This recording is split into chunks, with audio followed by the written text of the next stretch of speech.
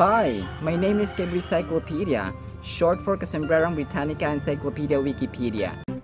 Hello, my name is K. Grampich, short for Casombrerang Grammar and Speech.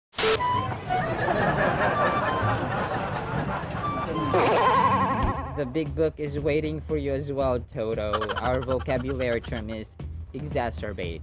Exacerbate. Hayaan mo na yan si Toto, Miss Dictionary. Saan mo puntahan dito ang big book? Exacerbate mga sombreros ay verb. Ito yung gawin mong mas malala pa yung isang bagay, yung isang pangyayari, no? Mas gawin mo siyang mas malubha pa, or gawin mong mas irritated or irritable. Medyo ayaw natin ganito. Mga possible synonyms po natin dito ay aggravating, kung napanood yung vlog natin about aggravating, worsen, provoke, etc. At pag ginamit naman sa sentence ay give it up, Mr. Dictionary. Eating raw and sour mango will exacerbate Stephanie's hyperacidity. Exacerbate. Mango, mango, mango, not mango. Mango. Yada yada. Stephanie. Do you know Stephanie Kwolek?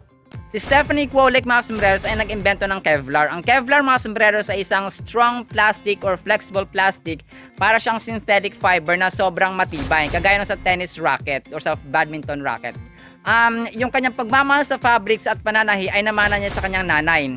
And she first dreamed to be a fashion designer, pero sabi ng nanay niya, hindi ka magtatagumpay sa business na yan kasi perfectionist ka. Nabanggit natin ang sew mga sombreros or pananahi, no? S-E-W. Ang pronunciation po ay sew, hindi sue. Basahin po natin, Ecclesiastes 3:7-8.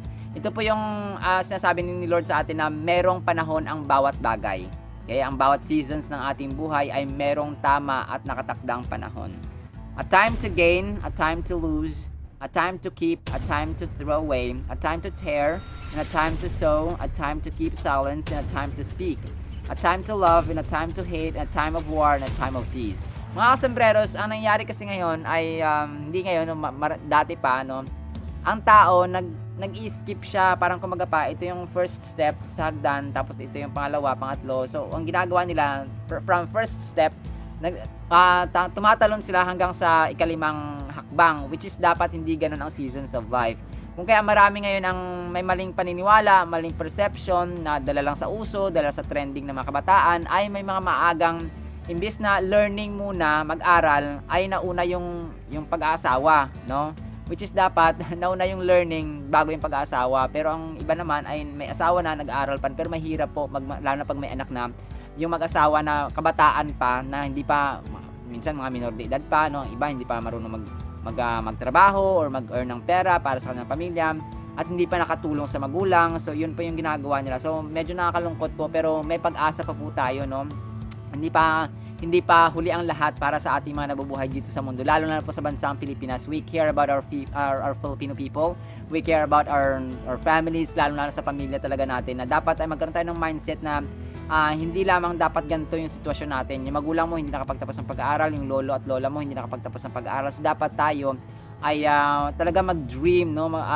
Pag may gusto, may paraan, no?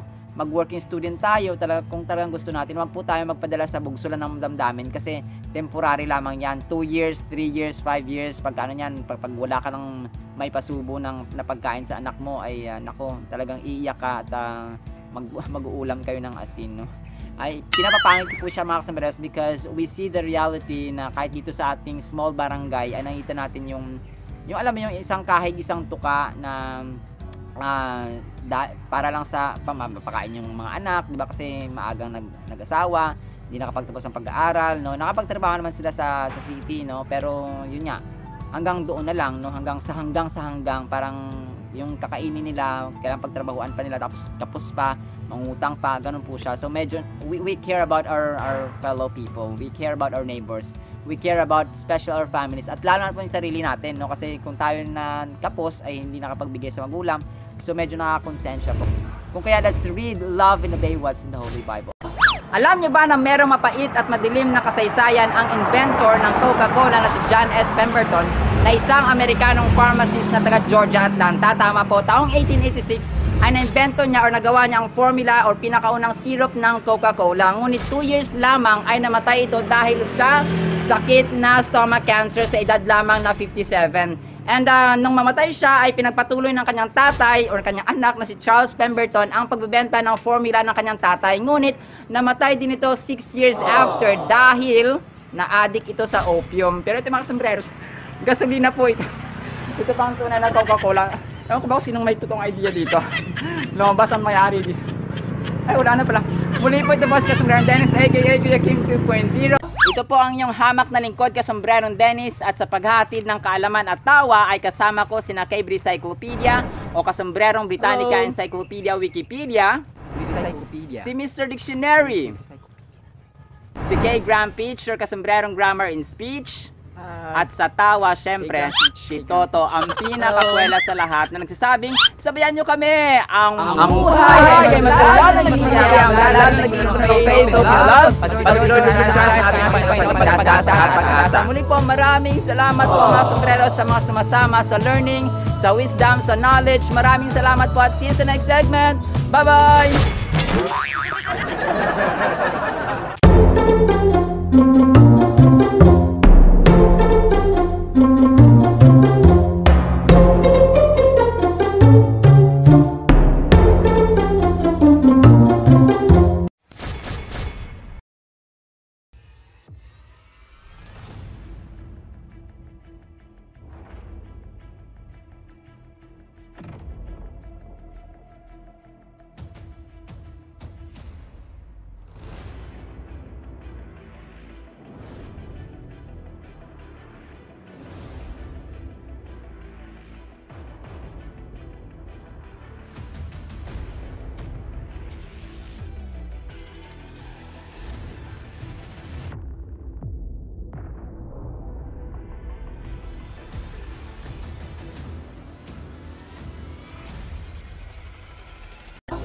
Hi, my name is Kay Cyclopedia, short for Kasombrerong Britannica Encyclopedia Wikipedia.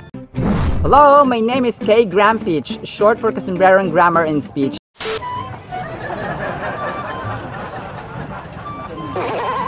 When will you find your way home, Toto?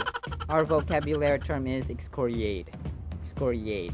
Ayan mo na yan si Toto, Mr. Dictionary. May stress lang dyan. Ang excoriate mga sombreros ay verb. Meron tayong dalang possible definitions dito. Una, ito yung pagtanggal mo ng balat sa isang bagay, sa isang hayop, or sa mga pagkain, gano'n. Ang pangalawa naman po, ito po yung labis at matindi at harsh mo na pag-criticize sa isang tao. Ang mga possible synonyms po natin dito, yung pagtanggal ng balat ay peel, scratch, or abrade. Ang ano naman, yung pag-criticize naman, ayun, criticize, condemn, censure, etc. At pag ginamit naman sa sentence ay let it fly, Mr. Dictionary. Barbara's palms have been excoriated by the hard labor of shoveling. Excoriate. Bin, bin, bin. Short E sound, not bean as in mung bean. It's bin as in trash bin. Trash bin. Bin, bin, bin. Yada yada. Barbara. Do you know Barbara McClintock? Si Barbara McClintock mga sombreros ay isang Amerikanong scientist na nakadiscover ng mobile genetic elements or jumping genes na nagpapanalo naman sa kanya ng Nobel Prize for Physiology or Medicine taong 1983. Nabanggit ni Mr. Dictionary ang palm mga sombreros, ito ang mga palad natin. Basahin po natin John 20:24-29. Ito yung scenario na si Thomas na isa sa mga disciples ni Jesus Christ ay medyo hindi pa kumbinse or kumbinsido na nabuhay nga, or that was Jesus Christ that was raised from the dead. Now Thomas, one of the 12, called the twin, kambal, was not with them when Jesus came. So the other disciples told him, "We have seen the Lord." But he said to them, "Unless I see his hands, the mark of the nails," ayun, yung pinagpakuan sa kanyang sa kanyang kamay, "and place my finger into the mark of the nails, and place my hand into his side, I will never believe," sabi ni Thomas. 8 days later, 26, his disciples were inside again, and Thomas was with them. Although the doors were locked, Jesus came and stood among them and said, "Peace be with you." Then he said to Thomas, "Put your finger here and see my hands, and put out your hand and place it in my side. Do not disbelieve, but believe," sabi niya kay Thomas.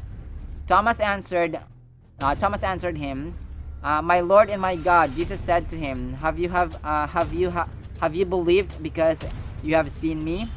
Blessed are those who have not seen and yet have believed. Mga sombreros, ang mundong ito ay to see is to believe. Sa Diyos po hindi. Kailangan maniwala muna tayo. To believe is to see. Nabaliktad po siya.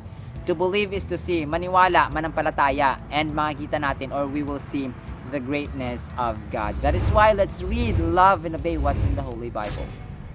Saging, may scientific names na Musa paradisiaca, Musa acuminata, Musa baldisiana.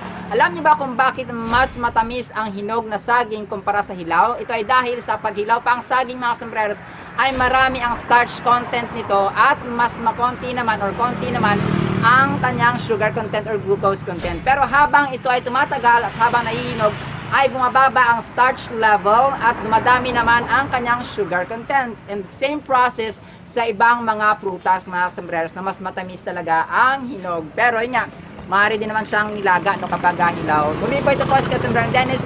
Ito po ang inyong hamak na lingkod, Kasombrerong Dennis. At sa paghahatid ng kaalaman at tawa ay kasama ko si Cable Cyclopedia o Kasombrerong Britannica Encyclopedia Wikipedia, si Mr. Dictionary, si K. Graham Peach or Kasombrerong Grammar in Speech, at sa tawa, syempre, si Toto, ang pinakakwela sa lahat na nagsasabing, sabayan nyo kami, ang buhay ay masaya, naging masaya, ang lahat naging faith of love, at pag-Lord sa pag-asa. Muli po, maraming salamat po mga sombreros sa mga sumasama sa learning, sa wisdom, sa knowledge. Maraming salamat po at see you sa next segment.